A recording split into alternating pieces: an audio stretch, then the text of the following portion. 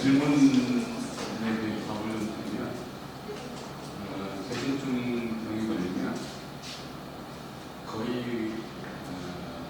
100% 바깥에 죽는다고 보셔야 돼요. 뭐 일부 살아남는 경우도 있어요.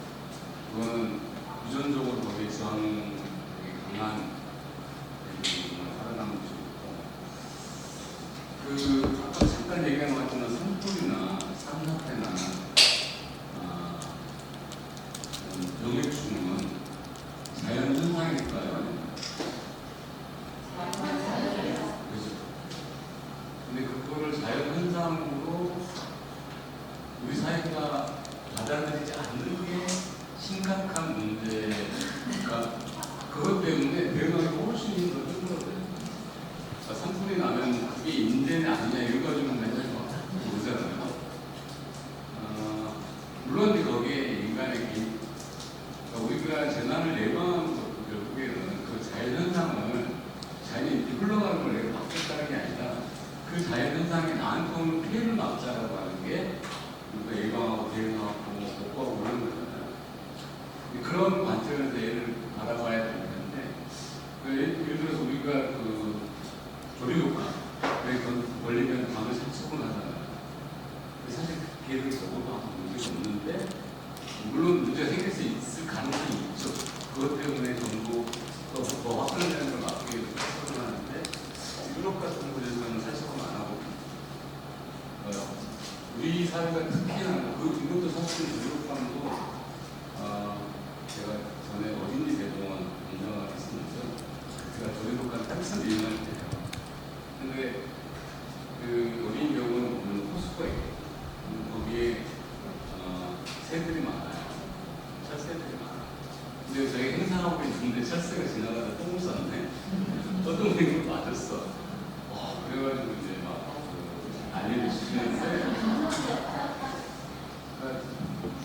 유난히 한국 사람이 그런 자연현상이 우리한테 피해가 올 때 그거에 대한 거부감, 공격성이 강한 사회를 우리가 살고 있다. 나중에도 제가 사법면 그게 보여드리겠지만, 우리 사회에 지금 그런 게 있구나. 그래서 여러분들한테도 이건 기본적으로 자연현상이다. 자연현상이고, 우리가 피해가 어떻게 통제할 거냐 하는 문제를 인식할 수 있어서 하는 게 되게 중요한 문제일 것 같습니다. 제가 한 30분, 40분 정도 강의 드리고, 앞서 뭐 재난 얘기도 같이 합쳐서 종합토론 시간들을 갖도록 하겠습니다. 종합토론까지가 5시에 끝나야 되는 거죠? 네. 5시 지켜드리겠습니다.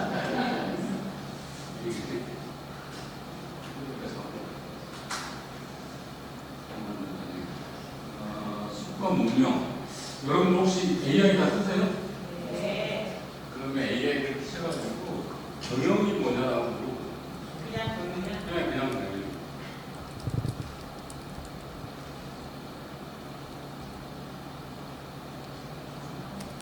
거기 뭐 제미나이나 챗GPT에 따라서 조금씩 다르긴 할 텐데, 제미나이 경영의 한마디로 조직의 목표를 달성하기 위해 자원을 효율적으로 배분하고 운영하는 모든 과정을 뜻한다. 여러분들 아까 그 스페셜과 조직을 운영하고 지금 운영하시는 분들은 경영이죠. 저희가 앞서서 그 MBTI를 하려고 했던 거는, 거기에 나오는 경영자는 그런 순수한 이런 의미의 경영자가 아니고요, 그냥 당신의 위력을 이런 식으로 표현했을 뿐입니다 라고 미리 말씀을 드렸어야 되는데, 제가 경영하고 질문 드린 이유는, 제 질문은 산림 경영이 뭔지를 여러분들한테 조금이라도 전달해주고 싶어서 시작한 얘기인데, 일반 경영과 산림 경영에 어차피 경영이잖아요. 근데 유일한 차이점은 산림을 대상으로 한다는 거지만, 그 본질적인 차이가 하나 있는 거예요. 경영과 산림 경영을 비교해서 한번 물어보세요. 재미나이한테 물어보시면 그 차이는 지속 가능성이 있습니다. 그러니까 산림 경영은 지속 가능성을 전제로 하고 태어난 영역입니다. 그걸 시작으로 얘기를 하도록 하겠습니다. 저희가 아무 얘기네. 이해가 안 되나?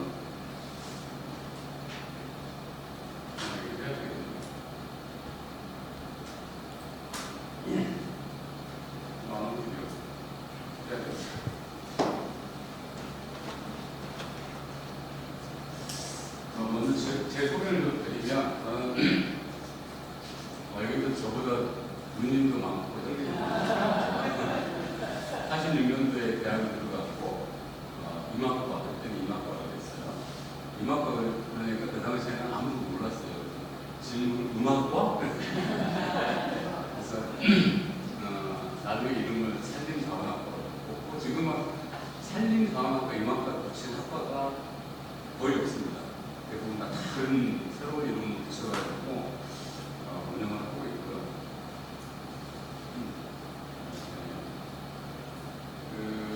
뭐 이런 흐름도 얘기를 드리고 이마과를 저는 졸업을 하고 코이카의 공사단으로 필리핀하고 몰디브에 나무심으로 다녀왔습니다. 5년간 그런 활동을 했고요. 그리고 돌아와서는 생명의숲이라고 하는 단체, 시민단체를 하게 됐고 2003년도에 여러분들이 잘 아시는 서울숲을 조성하기 위해서 그걸 민관협력으로 조성했습니다. 지금 서울숲에 심겨진 나무의 3분의 2는 그 당시 시민들의 기금으로 심은 나무, 그것으로 모금하고 다시 시민들과 신고하는 일들을 서울그리프라는 단체를 만들어서 활동을 했었고요. 서울숲 운영을 시민들이랑 같이 하는 모습을 보더니만 시장님이 서울 어린이대공원 맡아봐야 그래가지고 서울 어린이대공원 원장하고 지내고 그때가 제가 딱 쉬운 자리를 했었어요. 그러니 20년 동안 제가 도시공원 도시숲을 위해서 일했더라고요. 저는 원래 전공은 이마학이기 때문에 다시 이마학으로 가고 싶었습니다. 그래서 중국 괴산으로 제가 전에 이제 귀초를 귀산촌을 했었고 지역으로 내려와서 그때부터는 지역에 있는 산에서 어떻게 또 어떻게 가치 있게 만들까 이런 고민들을 하게 됐고요. 그러다 우연치 않게 또 한국인공신문원이라고 하는 공공기관 사무소를 하게 됐고 지금은 충북 괴산에 살고 있고 충북에 있는 산림인들 또 기업인들 이런 분들 모시고 일종의 충북 지역의 산림 거버넌스 그런 산림 싱크탱크 이런 것들을 하도록 충북 산림 포럼을 만들어서 운영하고 있습니다.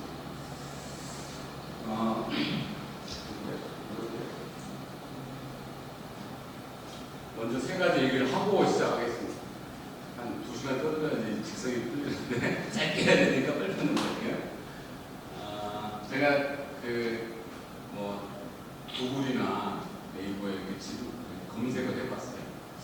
미래사회는 어떤 모습일까? 내 생각에는 첨단 과학기술과 자연주의가 함께 나는 그런 모습일 거다. 이런 이미지를 보여주더라고요. 이게 마음에 안 들어요. 그래서 생각해봤더니만 제 인생에 수많은 영화들이 지나가던데 그 중에 스타워즈가 생각이 났습니다. 스타워즈 영화를 보시면 항상 주인공이 막 고통을 당하잖아요. 그럼 스승을 구두를 직살해요. 그럼 그 스승은 어디 있어요? 우리 바닷가 동굴에 숨어 있든지 숲속에 숨어 있든지 그럼 가서 만나서 그 숲속에서 다시 저 광선검을 들고 열심히 공부해가지고 적을 배치하죠. 저는 그 영화에서도 우리가 많은 영화들이 달나라로 가고 막 이랬던 그런 영화들이 결국 우리 미래를 상상했던 거예요.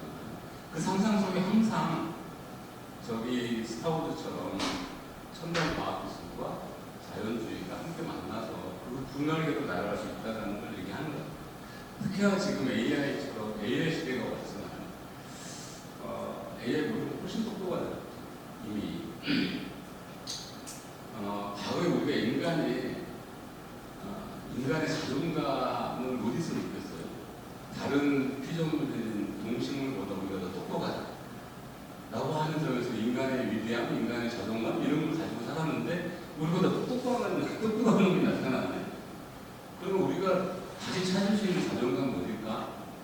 그러면 유일한 방법이 우리가 자연으로부터 왔다라고 하는 그게 어떻게 보면 인간의 AI로 지킬 수 있는 자존감이지 않을까. 결국에 다시 지금 아무리 수천조 원이 들어가는 AI 프로젝트를 어느 지역에 한다 하더라도 결국에 다시 우리가 살고 있는 산, 강, 들, 바다 이거에 대한 친근함 또는 관계 이런 것들을 회복하기 위한 그 노력들을 할 수밖에 없을 거다. 여러분들이 훨씬 더 자긍심 가지고 활동하실 필요가 있다. 그런 말씀드리고, 아까 말씀드렸던 것처럼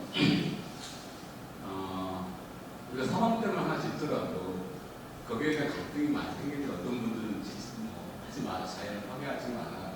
또 어떤 분들은 나의 재산과 생명을 지키기 위해서 만들어라. 이렇게 주장하시는 분들이 결국에 이 보존과 이용의 어떤 조화로운 저점을 찾아가기 위한 과정입니다. 제가 저희 산림청이 가지고 있는 여러 가지 업무 중에 산지 보존 업무가 있어요. 그래서 대규모 산지를 개발하려면 산림청의 산지위원회에 통과를 해야지만 산지를 개발할 수 있습니다. 근데 동시에 산림청에 무슨 업무가 있냐면 석재산업 업무가 있습니다. 석재산업. 석재산업은 산을 까서 돌을 캐는 그런 임무잖아요. 그러니까 산림청은 본질적으로 개발과 보존을 균형 잡힌 상태로 만드는 역할을 할 수밖에 없는 자기 딜레마에 빠져 있습니다. 다른 부서들은 안 그래요. 환경부는 환경부 보존하는 역할을 가지고 있고, 산업부는 이쪽에 개발하는 역할을 건설부나 이런 데들, 이게 부서별로 서로 갈등, 그러니까 다른 역할의 부서들이 있는데 산림청만이 유일하게 자연 자원을 담당하고 있기 때문에 개발과 이용과 보존에 그 조화로운 업무들을 쫓아갈 수밖에 없고, 그러다 보니 양쪽이 다 욕을 얻어먹어요. 그런 한계가 있다. 이건 제가 캄보디아에 있는 서울 이름이 뭐죠? 앙코르와트에 갔다가 지금 이 나무 이름이 교사할 무화과 나무예요. 얘는 다른 나무의 소리춤에다가 씨앗을 넣고 거기서부터 자라기 시작해서 결국에는 그 자기를 키워준 나무를 목줄로 죽이고 자기가 커서 이렇게 크는 나무입니다. 그러니까 어떻게 보면 이 나무가 앞선 나무를 죽였지만 결국에 또 다른 생명으로 태어나게 되고, 특히 우리는 그런 걸 느끼지 못하지만 숲에서 나무의 죽음과 삶을 들여다보면 죽은 게 아니잖아요. 그런 얘기들, 그게 결국에 누군가 그걸 이용하고 또 전체적으로 보존되고 이런 복합적인 관계가 우리 안에 일어나고 있고, 그걸 어떻게 균형 잡게 만들 건가 하는 게 우리 역할이에요. 그걸 보고 우리가 지속 가능성이라고 얘기하는 것 같습니다. 그래서 그냥 단순한 살림을 어떻게 잘 이용하고 이런 문제가 아니라 어떻게 하면 우리가 가지고 있는 숲이라고 하는 이 자연 자원을 지속 가능하게 서로 잘 보호하고 이용할 수 있을까 하는 문제에 대해서 공감을 갖고자 여러분 이 교육이 시작이 됐다, 이렇게 이해하시면 되겠습니다. 이 자료는요, 제가 이거는 저기 카톡방으로 공유해 드릴 테니까 굳이 사진 찍거나 이러지 마세요. 이게 어떤 과학자들이 추정을 했습니다. 그래서 이 인간이 지금 가지고 있는 살림을 과거에는 얼마나 했던 것들을 어떤 식으로 이용했을까라고 추정을 해본 건데, 만 년 전에 57%의 살림에서 지금 2018년 기준 38%의 살림까지 줄어들었어요. 그러니까 지구가 전체가 숲이 다 덮여져 있어요. 육지 면적이 숲으로 덮여 있었던 건 아니고, 그 중에 약 57%가 덮여 있던 것들 중에 30% 정도를 썼습니다. 3분의 1 정도를 썼는데, 그 중에서도 제일 많이 쓴 곳이 보시면 목초지입니다. 그러니까 대표적인 사례가 영국인데요. 영국이 산업혁명 전에 약 60%의 산림을 가진 것으로 추정되는데, 과거에 분명히 발달되기 때문에 산업혁명이 끝나고 영국에 가지고 남아있는 숲이 얼마나 됐을까요? 60%에서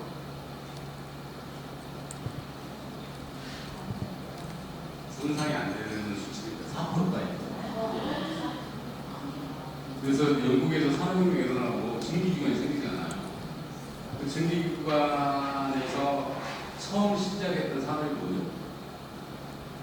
석유탄이었어요. 방직기계 만들어서 만든 거잖아요. 그러니까 나무를 베고 그걸 연료로 해서 증기기관을 돌리고, 증기기관이 발명되고 나서 석탄 사용까지 가는 데 시간이 약 100년 정도 걸렸습니다. 그럼 그 전에도 연료를 뭘 썼을까요? 나무를 썼죠. 옥탄을 썼습니다. 그래서 그 사이에 엄청난 나무를 베기 시작했고, 그리고 거기는 자연스럽게 영국은 초지가 받쳐지잖아요. 거기에 양을 키우고 양들을 깎아서 그런 섬유산업들을 일으키고 그런 이따 보여드릴게요. 준비했으니까. 그 과정이 아주 적나라하게 연구에 드러난 거고요. 이렇게 그 다음에 많이 이용됐던 게 이제 농경지로 시골들로 그리고 도시와 의외로 그러니까 우리가 살고 있는 도시는 전체 면적에서 아주 심각한 영향, 토지 면적에서 영향을 미치지 않지만 대신 여기에서 전체 시골의 80%가 나온다는 사실이 끔찍한 얘기예요. 그래서 이건 자료를 공유할 테니까 보시고요. 그동안에 인류가 문명을 갖다라면 어느 곳이든지 마찬가지입니다. 메소포타미아 문명이든 중국의 호남 문명이든지 문명이 지나고 난 자리에는 반드시 사막이 오더라라는 게 우리 문명사가 증명하고 있습니다. 그 당시 문명의 리더들은 야 숲을 우리가 파괴하고 왜냐하면 숲은 아주 경외 그러니까 신이 살거나 괴물이 사는 그런 공간을 누군가 나서서 도끼로 쌓고 개척하는 것을 굉장히 큰 리더십으로 봤던 시절이 있습니다. 그 당시에 또 일부 철학자들이 반대 의견을 낸 경우도 있는데 그 중에 한 분이 맹자입니다. 맹자가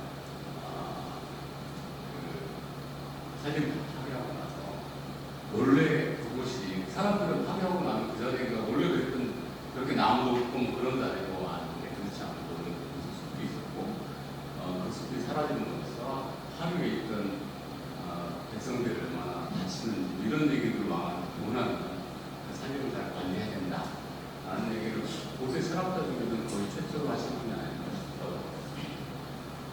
뭐 그런 얘기들을 제가 제 제목이 숲과 문명이라는 주제잖아요. 최근에 숲과 문명이라고 책이 나왔습니다. 과거에는 숲의 서사시라고 하는 책으로 나왔다가 다시 최근에 절판됐다고 뜯어나왔고 꼭 한번 숲과 문명이라는 책을 보시면 이해가 나왔습니다. 요즘 것처럼 이 산업혁명 때문에 과거에 우리가 초기에 인간의 살림을 훼손하는 속도와 지금 우리가 근대에 와서 훼손하는 속도의 차이는 어마무시한데요. 제가 필리핀에 국가 봉사단에 왔었는데 필리핀에 제가 도착했을 때 그 당시에 살림률이 18%였어요. 근데 스페인이 처음 필리핀을 점령하는데 그다음 스페인이 점령할 시기 추정되는 살림 면적이 98%였어요. 왜냐하면 필리핀 원주민이 숲속에서 이런 수렵 채취하고 농사지으면서 먹고 살다가 스페인이 점령하면서 그때부터 300년간 필리핀에 있는 나무를 베기 시작했거든요. 300년간 베고 난 결과가 70%였어요. 그러니까 98%에서 70%까지 떨어졌어요. 근데 그 이후에 일본과 미국이 점령을 하고 60년 동안 그리고 나서 떨어진 게 18%. 그때부터는 이제 복귀로 하는 게 아니라 기계적으로 가가지고 일단 그 정도로 우리가 군대 산업혁명 시기 이후에 아주 빠르게 산업을 파괴해왔어요. 그러다 보니까 혹시 독일의 슈발트발트 풍림을 가보신 분 계세요? 흥민이 가지고 거기에 보험이 시대도 있고요. 많이 있는데 흥민이 당시에 유럽의 독일 하루에 있는 유리공예 산업을 일으킨 거죠. 거기에서 연료를 나무라고 하는 연료를 가져다가 유리를 제조하려면 엄청난 많은 노력이 필요하거든요. 그러면서 목재 기근에 시달리기 시작해요. 더 이상 목재를 가져올 수 없게 되는 거예요. 그 다음에 그러자 이 카로비치라고 하는 이분이 광산 경영자예요. 광산 관리자 역할을 하고 있었는데 이분 생각에 더 이상 이렇게 하다가는 어떤 광산의 백목이 들어올 게 없어지는 거야. 그래서 우리가 앞으로는 살림에서 살림이 성장하는 것만큼만 이용해야 되는 거야. 아니면 반대로 내가 항구를 맺으면 항구를 심어야 되는 거구나 라고 하는 개념을 처음으로 제기하게 됩니다. 그게 오늘날 서스테너빌리티라고 하는 지속 가능성의 영혼의 출발점입니다. 그렇게 해서 지금은 독일 같은 경우는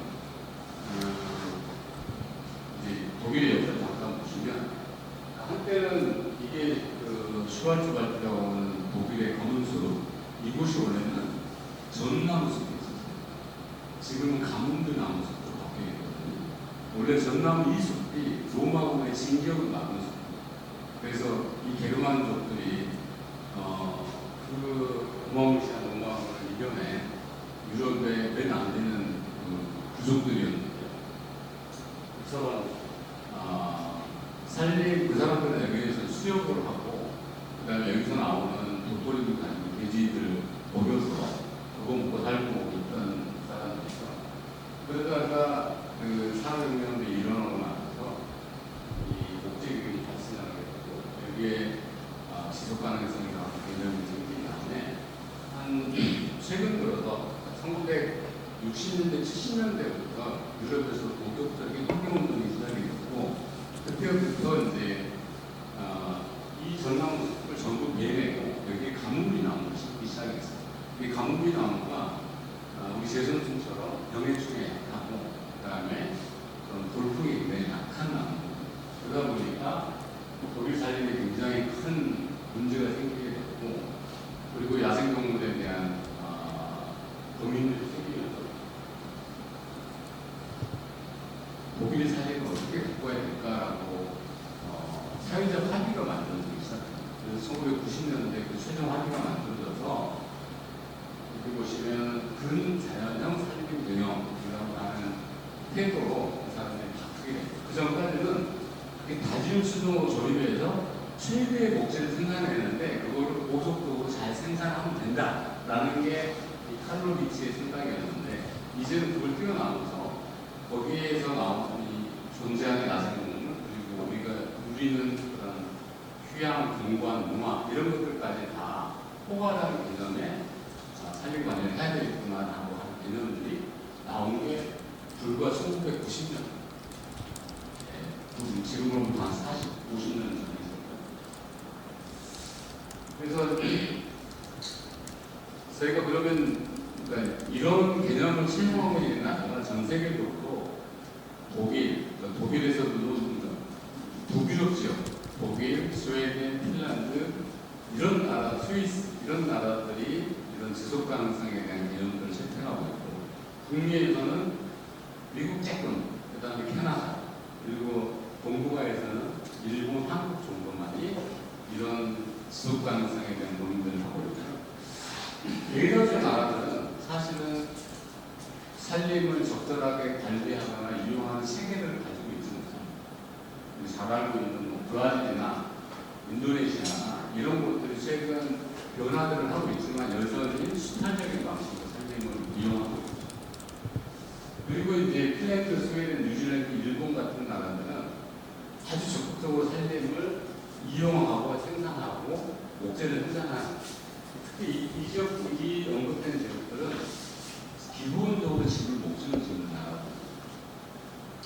그리고 북한 같은 나라들은 아예 살림이 영적인 존재다라고 헌법이 규정하고 있고, 살림을 항상 일정 연도로 유지해야 된다라고 할 정도로 북한은 아주 철학적으로 국민의 어떤 종교적인 신념으로까지 부르는 전 세계 아마 거의 유일한 나라였고, 그 다음에 미국이 그렇습니다. 미국이 이 사법면에 고정과 소극적인 관리 이 사법면에 미국이 들어가 있는데, 미국은 한때 전 세계에서 살림을 가장 많이 파괴한 나라입니다. 지금 우리가 생각하시는 서부 개척 시기에 거기에 있는 대다수 나오는 가게에서 이 열차를 깔고 집을 짓고 이랬던 경험을 가진 나라고, 그래서 나중에 너무 급하게가 심각해지니까 국유화시키고 국립공원이 만들어지고 세계 최초로 국립공원이라는 제도가 만들어진 나라가 미국인데 그 정도로 많이 훼손했기 때문에 일어나는 일이고 또 한 가지는 미국도 나무에 집을 짓는 나라잖아요. 하지만 미국은 바로 옆에 캐나다라고 하는 목재가 무지무지하게 많은 나라를 가지고 있습니다.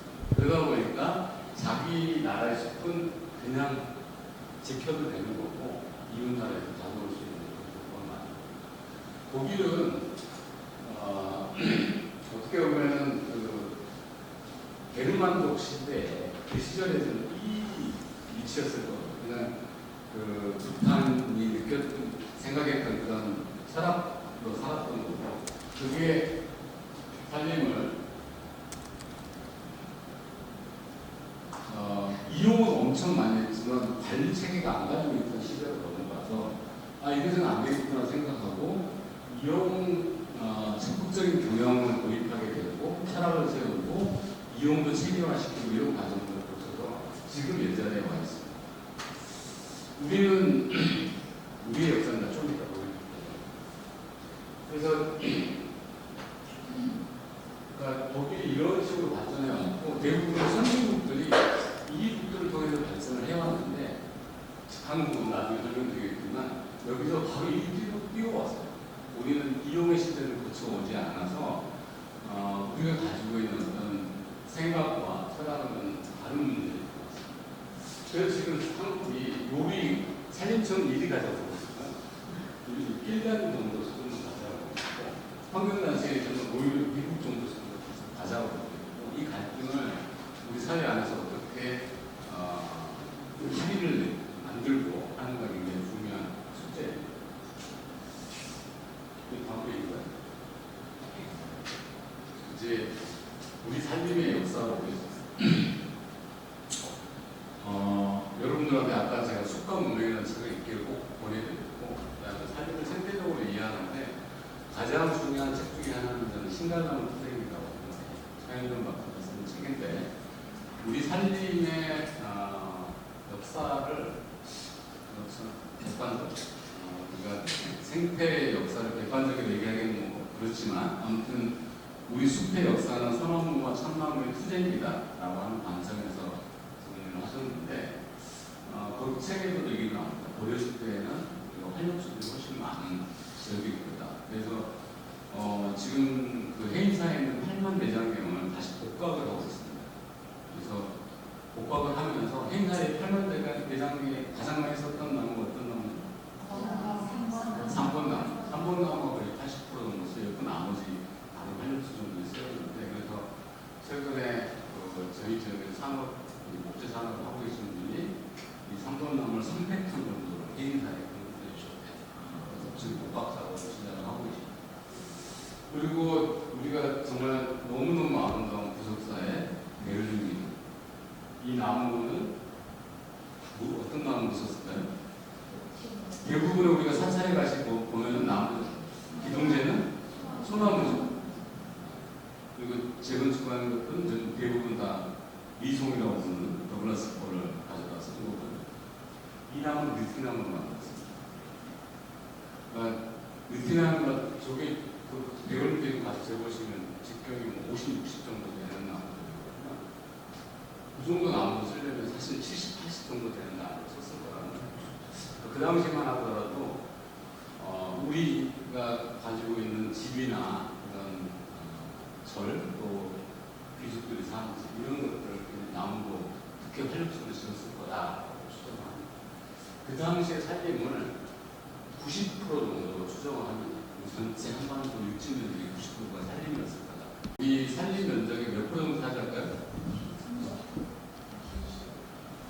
24% 차지합니다. 삼나무가 26%입니다. 점점 지금 삼나무가 다시 우전하고 있어요. 여러분들 강원도 이 농동고속 타고 가시면서 산세를 쭉 보세요. 특히 겨울에 보시면 확 드러나요. 소나무가 남아있는 곳들은 그렇지 다 위로만 등산밖에 없어요. 나머지 지역은 전부 활력소들이 차지하고 있어요. 그러니까 고려시대 때 활력소가 훨씬 많았다가 조선시대 소나무가 훨씬 많았고 또 조선시대에는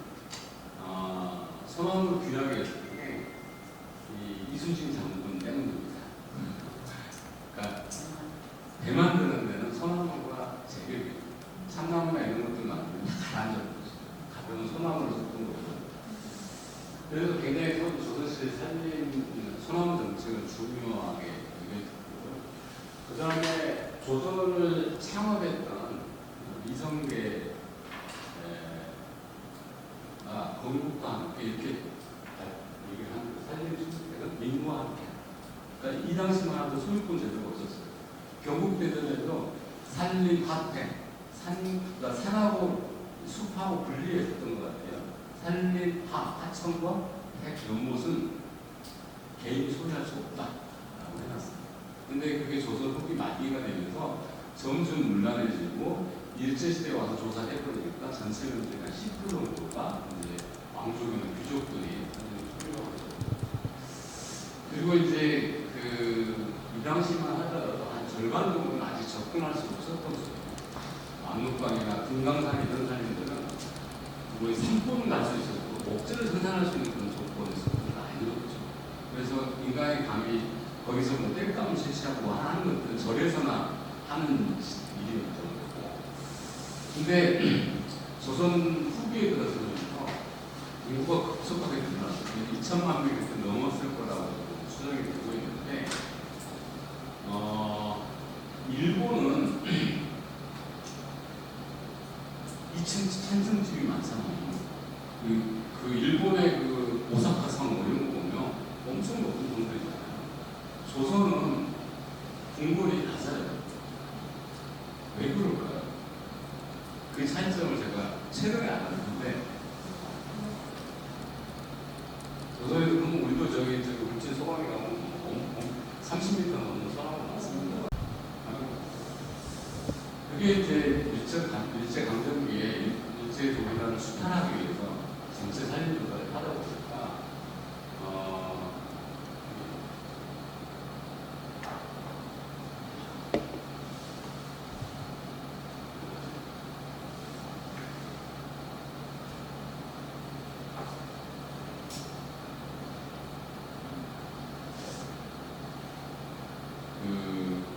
대부분의 살림이 파괴되어 있더라고요. 이미 그 당시 조사를 해봐도 일본이 그 살림조사를 한 이유는 우리 살림 자원을 수탈하기 위해서 하는 거예요. 그래서 이제 주로 있는 많은 자원들이 압록강, 강원도 지역 이런 것들을 국유화하고 시작합니다. 그리고 나머지 지역들은 이 조림을 하면 대고 하는 방식으로 해줘요. 근데 조선인들한테 그다음에 일본인들 대부분은 그래서 소유권 제도를 그때 만들기 시작. 그래서 오늘같이 우리 지금 현재 소유권 제도가 이 당시와 해방 전후에 이렇게까지 해서 이 대부림 제도에 만들어지는데, 그러면 누군가 산을 대부를 할 거잖아요. 근데 그 당시에도 생각해보죠. 우리가 좋은 소나무를 직지으려고 쓰면 아무리 해도 30-40년은 걸린단 말이에요.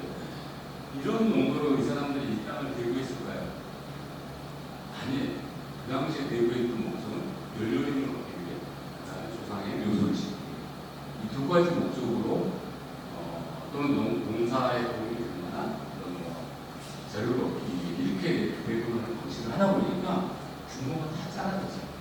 그래서 지금 우리나라가 1인당 3주가 소유하는 면적이 2헥타가 채 안 될 정도로 아주 작은 단위로 산을 소유권을 쪼개서 버리는 게 이때 일제시대부터 시작이 됐습니다. 그래서 지금 우리가 전체 살림의 몇 프로가 사유이죠? 개인 소유하고 있는 게 67%. 국가가 소유하고 있는 게 24%. 나머지는 공유입니다. 근데 다른 국가들, OECD 평균 계산해보면 딱 반대입니다. 우리가 가지고 있는 살림, 그러니까 많은 분들이 살림에 대해서 야, 저쪽으로 하면 안 돼! 라고 얘기하지만 살림청 입장에는 곤란한 게 우리 재산이 아니에요. 우리는 정책을 만들고 이것들을 따라 하세요 라고 하는 정도까지 할 수 있지, 그 이상의 영향은 못할 수 없는 그런.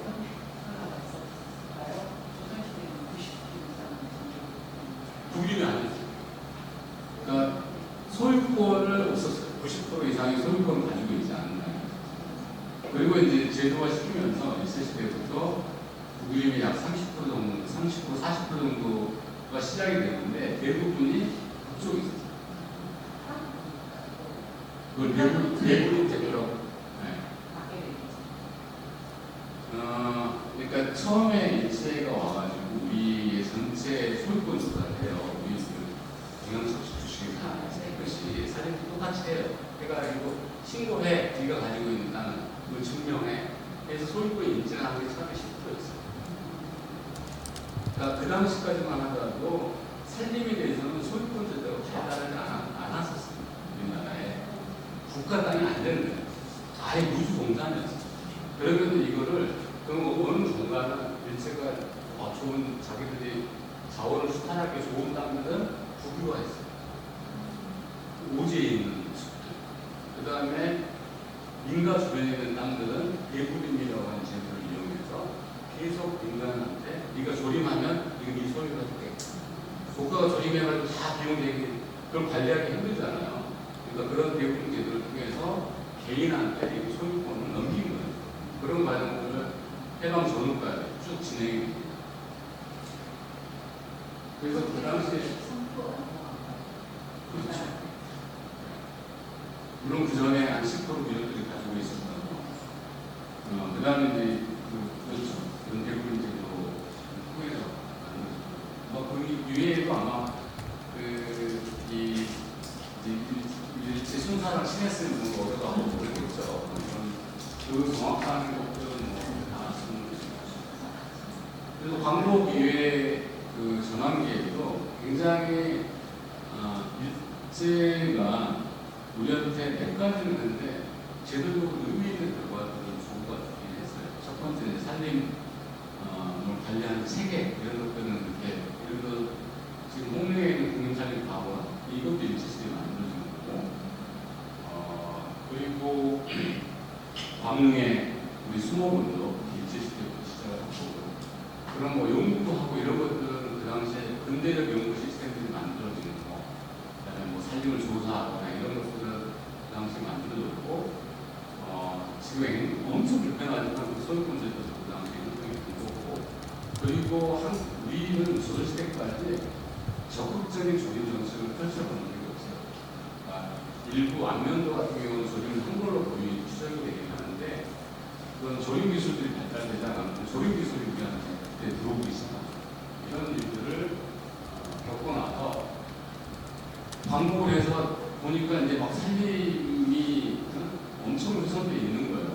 그래서 이걸 복원하려고 하는데 당장 제거를 해야 되는 그러다 보니까 뭐 있는 나무 없는 나무 다 가져다 쓰는 게 되는 거죠. 그래서 안타깝게도 군사정부가 들어오기 전까지는 그리고 우리한테 연탄이 오기 전까지는 나무를 끊임없이 들어 쓸 수밖에 없는 그런 구조였어요.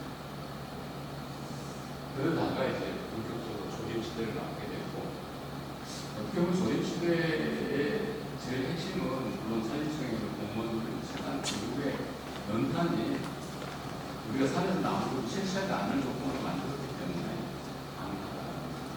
그리고 이제 유명한 숙박물 공사를 만들어서 90년대 어떤 단계별로 가고 있는데 이 자료도 제가 우선 그냥 공유 드릴게요.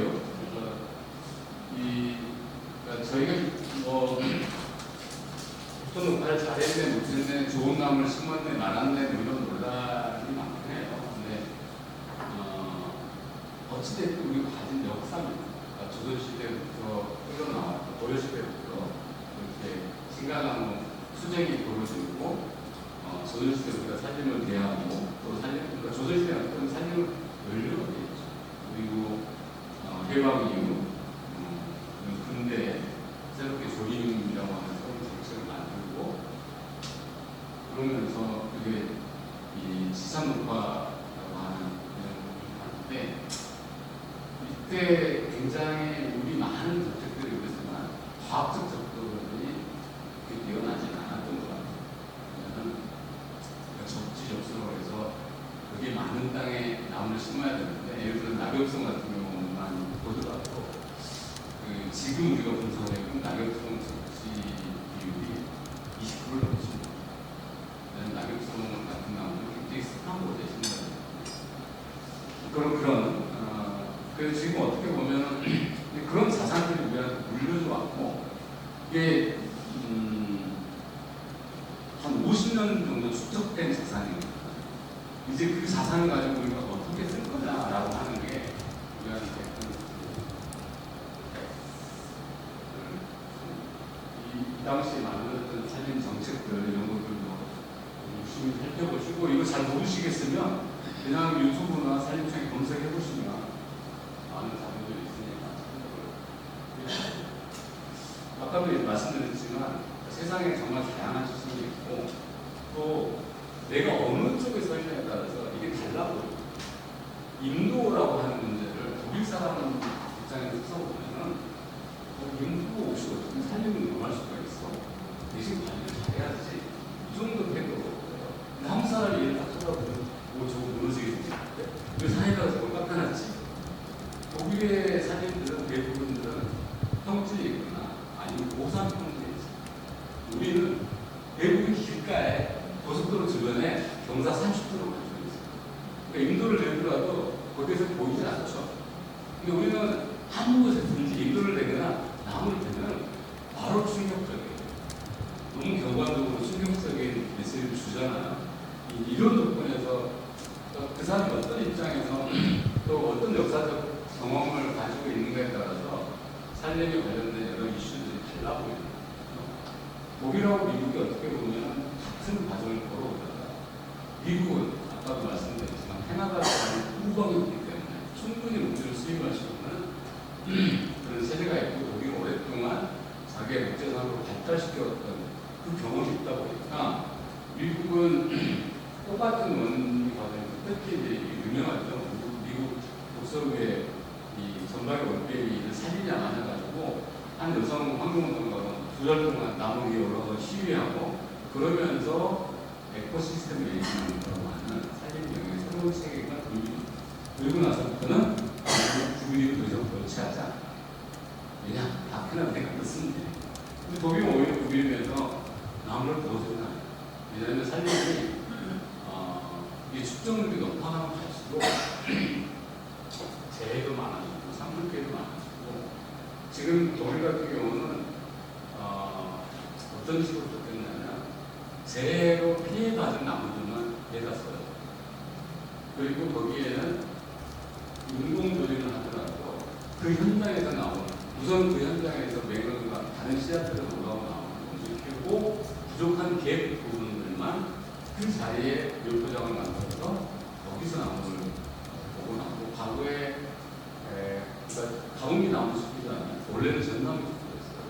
그래서 전나무 숲과 여도방나무 숲을 돌리려고 하는 조립 방식도 완전히 바꾸는 그런 세월을 만들어가고 있습니다.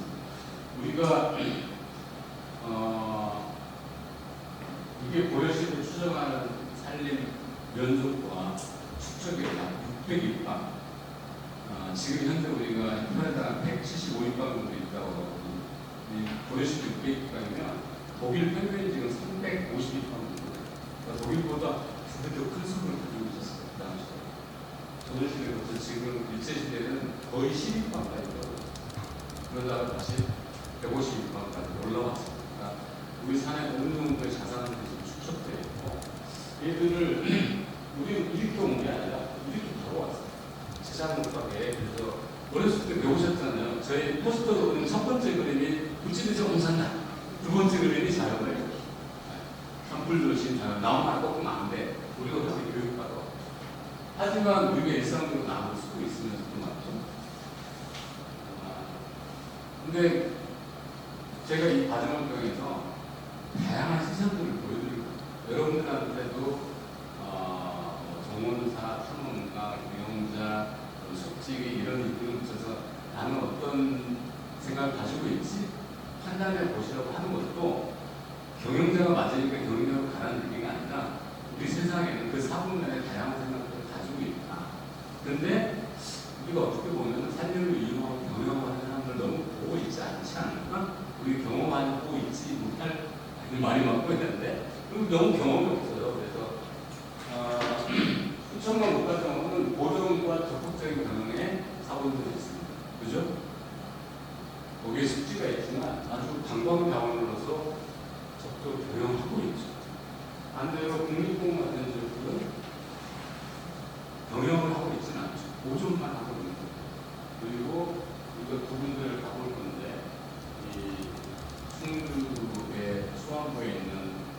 플로파나 그다음에 순천에 있는 그 대립환경공원. 제가 알고 있는 우리나라 산림 경영이나 산림을 어떻게 기록할 건가에 탑 사이트를 한번 보시고 여러 가지 질문들 고민 해보시면 마지막 장입니다. 우리 유튜브나 페이스북이나 들어가시면 다시죠. 엄청난 논쟁이 있어요. 근데 과거보다 좀 달라진 게 허무가 많아요. 어떤 분은 살림성 없애야 된다. 이게 하는 분도 있고, 또 어떤 분들은 이목하는 분들 지속가능성 이런 얘기 하면 안 되겠네. 우리 그러는 너 저거 생각 이렇게 얘기해요. 근데 최근에 사례가 혐오를 만드는 10초밖에 안 돼요. 설득하려면 3분 정도는 온라인에 그런 세상에 살고 있는데 이 문제는 이 선동과 혐오의 언어들이 알고리즘을 타고 늘 그 사람들한테는 그렇게 똑같이 가고 있는 거예요. 그래서 편이 달라지고 고정과의 이용이라고 하는 어떤 중간에 사회적 합의 이런 것들은 굉장히 소원하게 만들고 있어요. 그래서 그런 것들 경계하시고 우리가 집단상 법원을 공범자, 세습 이런 관점에서 우리가 지금 나오고 있는 여러 가지 살림 이슈를 바라보고 고민하고 그랬으면 좋겠다라는 게 제 생각입니다.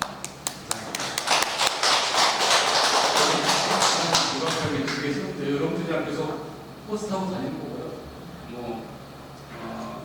가능한 한 네트워크 시간들 많이 만들어드리고 저 피로케 스크에 가서 다리를 모르고 같이 소통하시면서 여러분들이 가지고 있는 일상 늘 질문들이 있으실 거예요. 벌침들이든지 인도문제든지 산불 서로 제가 정답을 드릴 수 있지만 저 4분 전에 어떤 생각들이 개인을 포진하고 있는지 그런 것들을 같이 운동하고 정보로 교류할 수 있는 시간이 되겠습니다.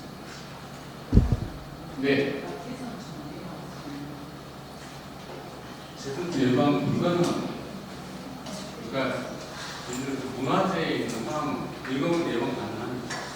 지금 가지고 있는 농약이긴 하지만 농약을 투입해서 물관 통해서 예방할 수 있습니다.